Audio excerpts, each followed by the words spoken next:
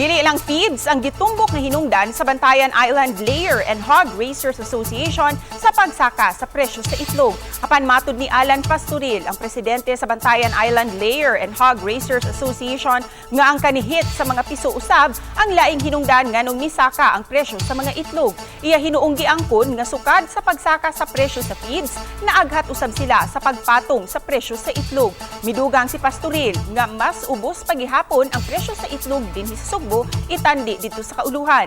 Sa pagkakaroon 5 pesos ug 80 centavos ngadto sa 6 pesos ug 20 centavos ang farm gate price sa small ug medium size nga itlog sa isla sa Bantayan. Ang Bantayan mao'y giilang egg basket capital dinhi sa Kabisayan. Compare dito sa Manila, as in niabot na daw 12 to 15 pesos na ilang per egg. Diri sa Bantayan, barato paghihapon.